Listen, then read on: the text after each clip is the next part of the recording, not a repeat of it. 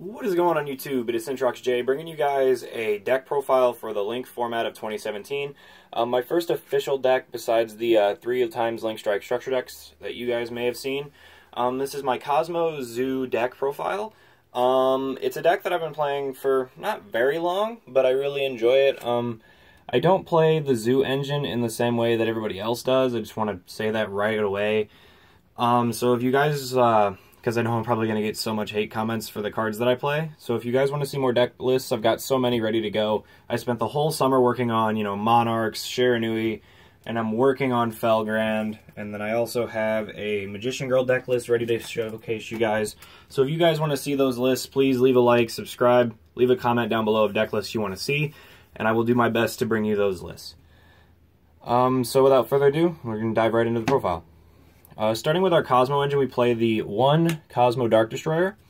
The most important of our ships, he cannot be the target of card effects your opponent controls. So cards like Michael the Arch Lightsworn or a Zodiac Trident cannot touch it. When it's normal or special summoned, you can target one monster on the board and destroy it. So it's either target a monster or just destroy one monster on the field. So it's basically the fuel for your infinite attack OTK plays. And when it gets destroyed, you can banish it to summon a level 7 or lower Kozmo from the deck. So it's easily the best ship, and it's sadly limited. Maybe that will change. I doubt it, because when it was at 3, this deck was way too overpowered. And then we play the 1 Eclipser.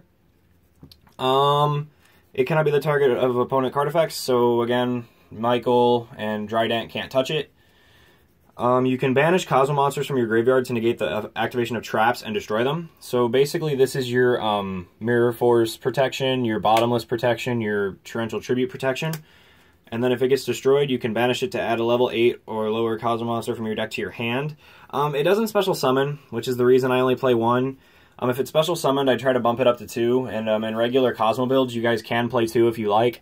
But I like it at 1. I feel like it's more than solid at 1. So then we play the double Kozmo Forerunner. I like this card. I've always liked this card. I always loved playing it at 3, but I cut it down to 2 for space reasons. During each of your standby phases, you gain 1,000 life points, so it gives you back life points that you may have paid with your pilots, so it's way good.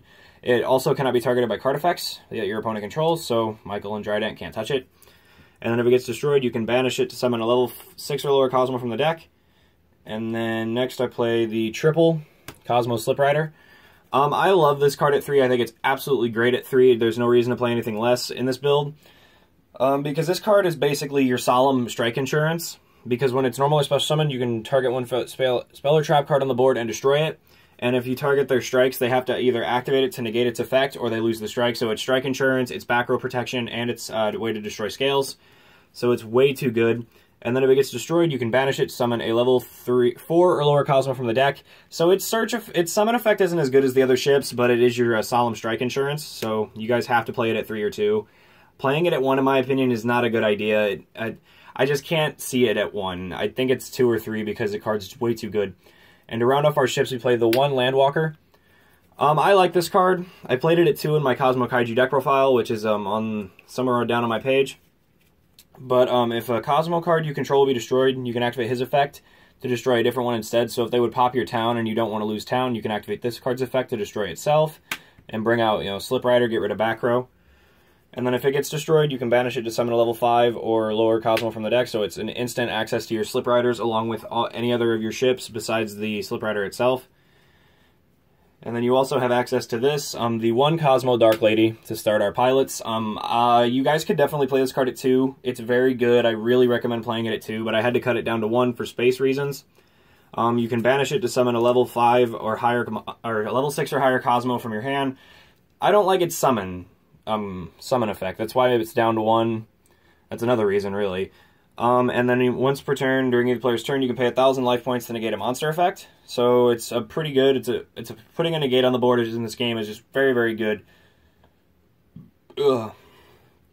And then next we play the triple Kozmo Tin Can. If you guys don't want to play 3 of this, you can definitely play 2. If you guys remember my deck Kozmo Kaijus, I played 2. I've only had 2 for so long, and last time I went to locals, I was able to trade for a 3rd one. It's during your end phase, you can pay 500 life points to search out 3 Kozmo monsters with a different name, and 1 is picked at random and added to your hand, the rest are sent to the grave. So it's fueling your Dark Eclipser plays. And then you can banish this card from the field to summon a level 2 or higher Kozmo from your hand. So it can summon out any of your Kozmo monsters. So the card is definitely good. And then one Strawman. I had to cut Strawman down to 1, sadly, because I just didn't have space for it. Once per turn, you can pay 500 life points to target one of your banished Kozmos and special summon it. And then once per turn during either player's turn, you can banish this card to summon a level 3 or higher Kozmo from your hand. So it can summon out a good majority of your Kozmos, which is really, really good. Next up, you play double Kozmo Farm Girl. This card is basically your OTK. It's your whole purpose of the OTK. You make it deal damage to search your Dark Destroyer. If this card inflicts battle damage to your opponent, you can pay 500 life points to search out any Kozmo card from your deck to your hand. So it can search out any Kozmo card. So any Kozmo card that you want or need, this card can get it for you, as long as you can make it deal damage. And then once per turn during either player's turn, you can banish it to summon a level 4 or higher Kozmo. So it's got a bit of a restriction on what you can summon, but you really use it for Dark Destroyer, so it honestly doesn't really affect you that much. And then to round off our Kozmo monsters, we play the one Kozmo Wicked Witch. In my opinion, you have to play at least one of this. It stops you from being OTK'd, so like if they destroy your Forerunner, you put this on the board in defense, and then they can't run it over or destroy it with card effects. So they have to make like Custell or something to put it back.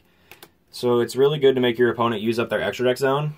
And then, if this is on the board, you cannot be OTK'd. So it's way too good for that. So that's all for our Kozmo engine, guys. Now we're going to go off to our Zoo engine. Okay, for our Zoo engine, like I said, guys, I'm not playing Zoo like everybody else does. My engine is very different. We start with double Zoodiac Thoroughblade. I like this card for this deck because you can pitch cards to the grave to draw. So you can dig deeper into your deck to grab Kozmo cards or potential summon cards that you can use, which in my opinion is too good. Double Zoodiac Cataroost. I actually really like this card, especially with Thoroughblade, because you pitch it to the grave, draw a card, and then you can put it back with Tiger Motor, and then you have an untargetable Trident. So I like that. It's good against the mirror match for Zoo. I know some of you guys are going to be like, why do you play that card? You know, its monster effect isn't all that great. I play it for its Xyz effect, because, you know, having a negate on the board that can negate a Trident that targets your Trident is way too good, in my personal opinion. If you guys want to play Rat, you go ahead and play Rat. I do not play Rat in this build, and I'll explain why a little later. And then to round off our Zoo engine, we play the triple Whiptail. It's too broken. You can attach it to your Trident, and then it gains 1200 attack, and then any monster it battles is banished. So it's a great card in that sense. You want to have at least one of this attached to your Trident, and Broad Bowl takes care of that for you. And then to round off our monsters, we play the one Maxi. Easily the best hand trap in the game right now. So that is it for your monsters. We are now going to go into the spell. Okay, so for spells, guys, we play, of course, the triple Cosmotown. I'll center that in for you. This card is very good. You must play 3 in this build, in my personal opinion. 3 effects. Once per turn, you can add 1 banished Cosmo monster from your banishment zone to your hand, and then you lose life points equal to its level times 100. So if it's level 8, you lose 800 life points. You guys get the gist. And then you can reveal Cosmo monsters from your hand, shovel them back into the deck, and then draw cards equal to the number of cards you put back. So it can give you a redo on your hand to search out other cards like the Thoroughblades, which is really good in my opinion. And then if it gets destroyed, you can search out a Cosmo card from your deck to your hand. So it can add any Cosmo as long as it got destroyed.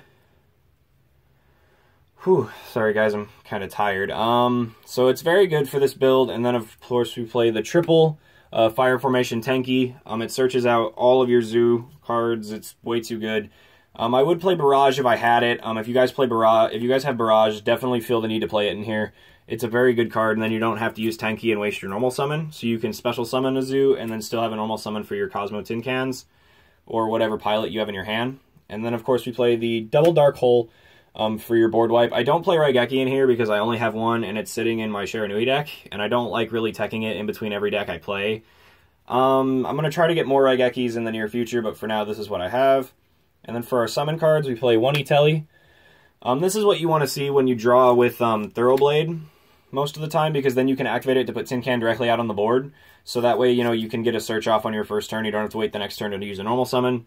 I'm going to order Megatins to try to pull Barrage for the deck, so need some luck there. And then we play one Reasoning to put other ships on the board. It's very good for that. And then one for one. Discard a monster, summon a level 1 monster. So if you have this on top of Tenki, you basically have a Trident and a Tin Can on your board first turn, which is what I want to see most of the time with this build is a Trident on the board first turn and then a Tin Can. And then we play the 1 Monarch Stormforth to round off our spells. It's very good because if you have a brick hand with like level 5s, like all high level monsters, you can set that and then you can tribute off your opponent monster to summon like a Slip Rider or something. And then for traps, guys, we play the 1 Kozmo Zoo. I only have 1. I would play it at 2 if I had a second one, more than likely if I found space.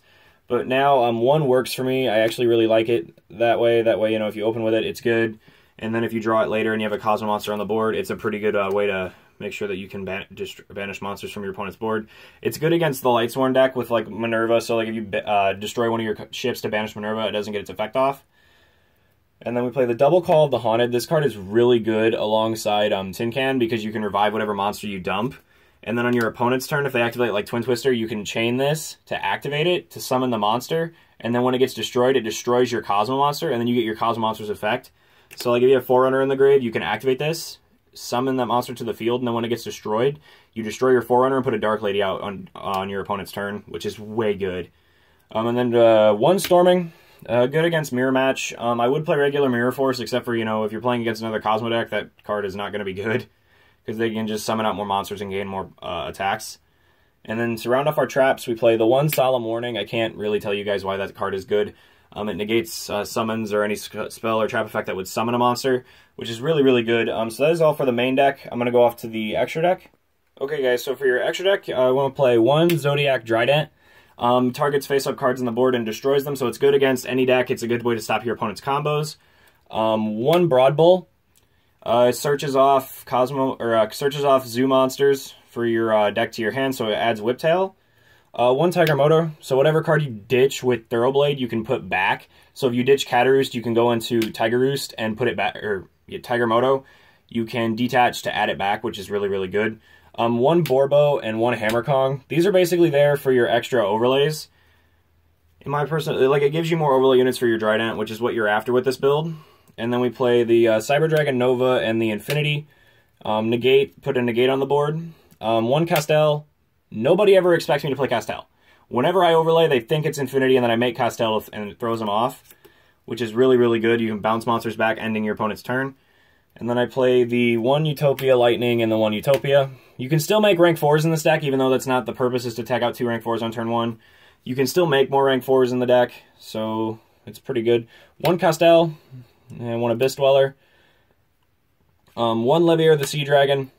Pretty good. Summons out your... Well, actually, I might actually tech this out because you use it to bring back a banished Farm Girl, and you basically, the only level 3 monster you play in the deck is Farm Girl, so I may tech this out. 1 Red Eyes Flare Metal. Great against the Zoo matchup because, you know, they play a lot of effects, so they get a lot of burn damage if they don't stop. And then 1 Gaia inflicts piercing damage, and you can overlay it onto Pallades if you want, or, you know, your Red Eyes. So it's a pretty good card in that way. Alright, you guys, that is all for my deck list today. If you guys want to see more lists, I have plenty ready to go. I've been working all summer to bring you these lists, like I've said, and this is the easiest one I had to work with all summer. It's very simple. It works a lot. And, you know, like I said, I don't play Zodiac the way everybody else does. It's because I like to think outside the box. I like to use my own personal playstyle for certain decks. So if you guys want to see more lists, leave a like, subscribe, leave a comment down below of deck lists you want to see, and I will do my best to bring them to you. This is Syntrox J, signing off, guys. See you later.